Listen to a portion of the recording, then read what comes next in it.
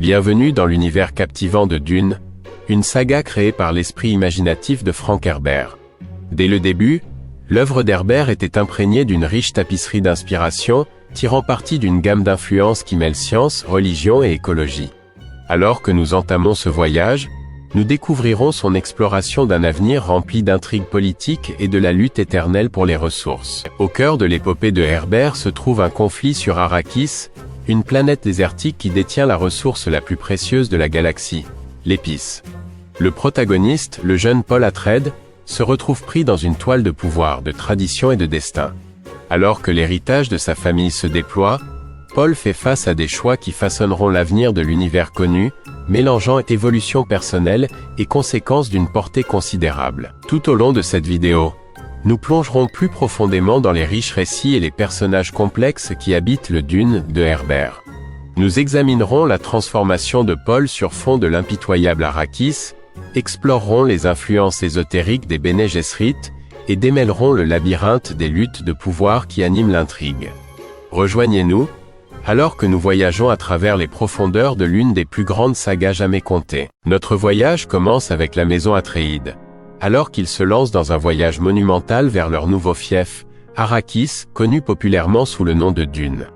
Paul Atreides, le jeune héritier, voyage aux côtés de ses parents, le duc Leto et dame Jessica, pour entreprendre une tâche pleine de périls et d'opportunités.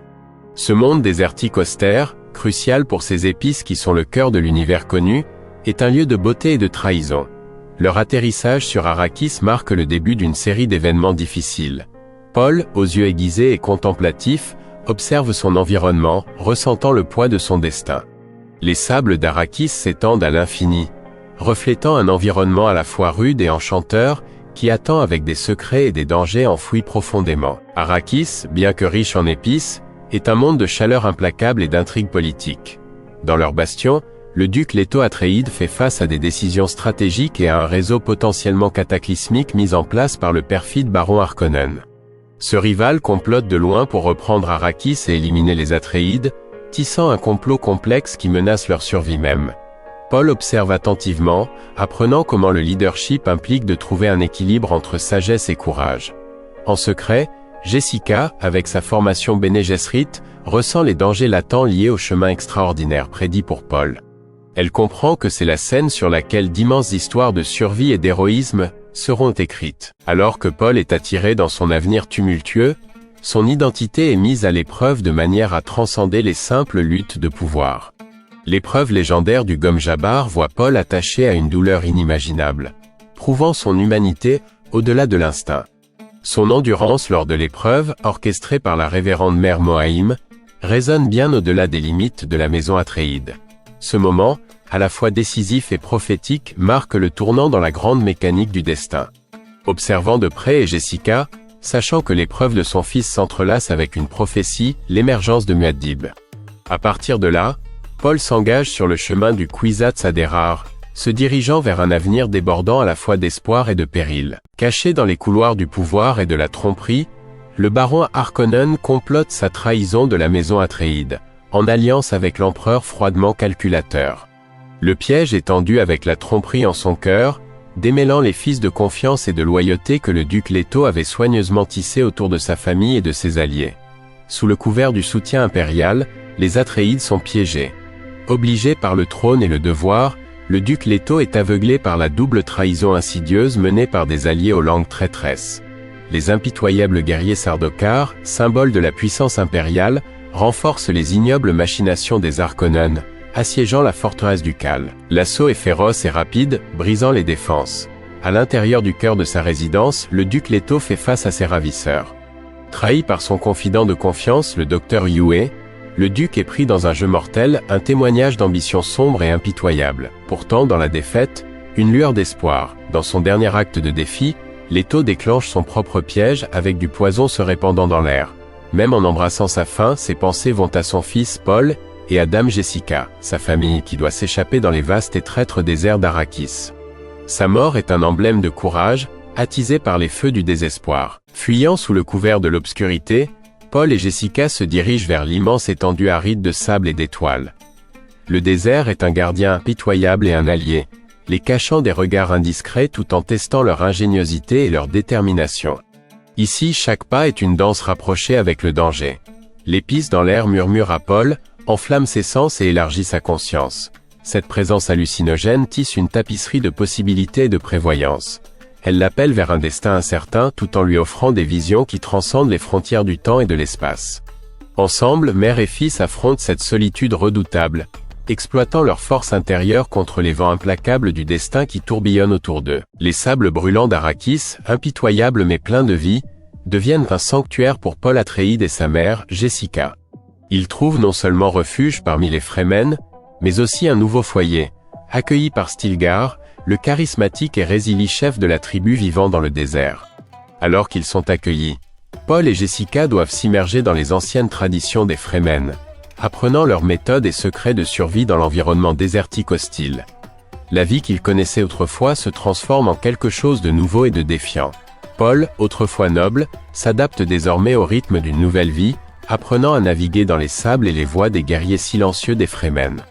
Ici, l'eau est sacrée, et les liens communautaires sont tissés de fils de résilience et d'honneur. Au milieu du silence intemporel du désert, le voyage de Paul prend un tournant décisif.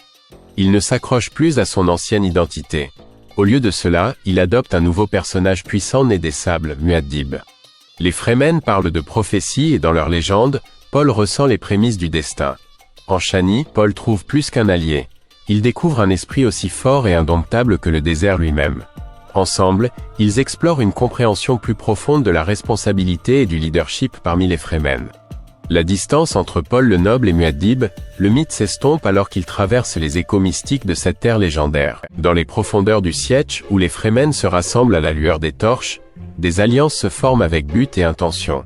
Paul se tient parmi eux, incarnant leurs espoirs et appelle à une nouvelle ère d'unité. Révéré comme Muad'Dib, sa vision éclaire le chemin vers la transformation des liens tribaux en une force puissante qui peut défier même les ennemis les plus redoutables. Stilgar, représentant la confiance et la sagesse de son peuple, se tient aux côtés de Paul en tant qu'allié fidèle. Il reconnaît la préscience naissante de Paul et le rôle unique qu'il est destiné à remplir. Ensemble, ils planifient et rêvent sous le ciel du désert, prêts à faire de leur vision une réalité au milieu des sables mouvants d'Arrakis. Dans ce mirage d'espoir, la métamorphose de Paul éclot en la promesse d'une nouvelle aube. Sous le ciel sans fin d'Arrakis, les vents du changement accumulent leur puissance. Paul Atréides, transformé en le mythique Muad'Dib, se tient prêt au bord d'une confrontation inévitable. Devant lui s'étend un paysage à la fois fascinant et puissant, un champ de bataille parfait contre les forces des Harkonnen dirigées par le tyrannique baron. À chaque instant qui passe, Paul puise dans sa force intérieure, cultivant une vision qui voit à travers les échos du temps. Sa conscience s'élargit, de subtils plans se transformant en grandes stratégies. Le moment de frapper contre l'oppression qui a paralysé sa lignée approche, et les Fremen se tiennent prêts, unis par un but commun et par leur foi en le leadership de Paul. Dans l'inattendu retournement du destin, des alliés reviennent de l'au-delà du voile de la perte supposée. Gurney Halleck, marqué par la guerre et poursuivant des murmures de survie, se retrouve face à face avec un ancien lien, Paul Atréides, cru perdu dans les sables du désert. Leur réunion est plus qu'une camaraderie, c'est une fusion d'objectifs communs et de fidélité renouvelée. Alors qu'ils s'embrassent, sous la surface réside la compréhension du chemin à suivre. Paul parle non seulement en tant qu'ami mais en tant que leader renaissant, et Gurney écoute avec un cœur renouvelé par l'espoir et une détermination inébranlable. Leur plan se cristallise, alimenté par la haine partagée pour les Harkonnens et la main avide de l'empereur, solidifiant la force nécessaire pour la tempête qu'ils entendent déchaîner. Au cœur du Sietch Fremen, l'air palpite de détermination. Paul, adopté comme Muad'Dib, commande les assemblées, posant les fondations d'une rébellion qui résonnera à travers l'histoire. Sa voix est ferme, son esprit affûté par la prescience, il expose des plans pour démanteler les piliers du pouvoir de l'empereur. Chaque mot a du poids, façonnant une vision de libération prête à s'opposer aux ombres qui ont longtemps opprimé le peuple de Dune. Dans les murmures de l'air chargé d'épices, la croyance des Fremen en Paul se solidifie, formant une rivière de force prête à tracer son chemin à travers les pierres de la tyrannie. Ils se préparent pour une tempête, prêts à combattre sous la bannière d'un leader qui incarne leurs rêves longtemps nourris et leur potentiel en déploiement. Le moment est arrivé, une grande confrontation dans les salles fastueuses de la cour de l'empereur sur Arrakis. Paul Atréides, transformé et déterminé en tant que Muad'Dib, s'avancent pour défier l'empereur Shaddam IV.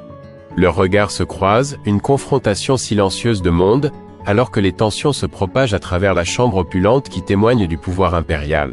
Ceux qui sont rassemblés, vêtus de régalia et d'autorité, sentent la marée montante du changement s'approcher d'eux. La puissance de l'empereur, autrefois incontestée, se voit remise en question par la légende émergente incarnée par Paul. Au milieu des murmures indignés et de l'anticipation palpable, un ordre ancien vacille au bord du bouleversement. Entré dans l'arène du combat, où le destin s'entrelace avec les bords aiguisés des dagues. Ici, Muad'Dib affronte Fed-Rossa dans un duel qui résonne comme les anciens concours de pouvoir et de survie. Alors que leurs armes s'affrontent, c'est une danse de la vie et de la mort, chaque mouvement un témoignage calculé de l'entraînement et de la stratégie. Fed-Rossa, agile et rusé, cherche la domination par la force. Mais Paul, calme et prescient, lit les fils des possibilités, affirmant sa domination non seulement sur son adversaire mais aussi sur le récit qu'ils habitent. À chaque coup et parade, un nouveau chapitre se déroule, jusqu'à ce que le mouvement décisif de Paul signale une fin.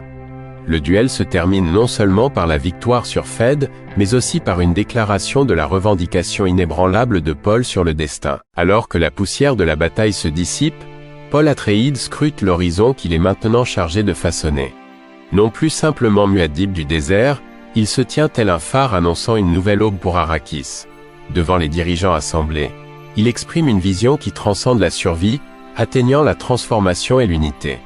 L'équilibre des pouvoirs change alors que les déclarations de stratégie et de paix de Paul se répandent parmi la foule rassemblée comme un éveil.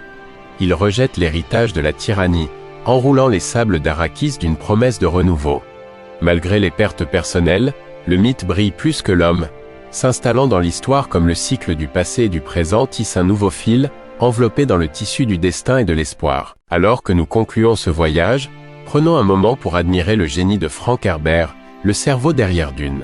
Sa création transcende une simple narration, tissant magistralement des thèmes riches sur l'inégalité du pouvoir, l'équilibre écologique et le chemin difficile du héros. Dans ces pages, l'évolution de Paul encapsule l'essence de la prophétie mêlée aux imperfections humaines, un microcosme du récit d'avertissement de Herbert. L'impact de Dune sur la science-fiction a été monumental, inspirant des générations avec son exploration profonde des possibilités et défis futurs. Il éclaire les dangers séduisants du pouvoir et l'esprit indomptable qui cherche justice et égalité. Ce roman se dresse à la fois comme un triomphe narratif et une réflexion convaincante sur le potentiel de l'humanité à se lever, s'adapter et diriger. Ainsi résonne l'héritage de Muad'Dib. Mener les sables d'Arrakis et captiver les cœurs et esprits de ses lecteurs à travers le monde. Merci d'avoir voyagé avec nous dans l'épopée captivante qu'est Dune.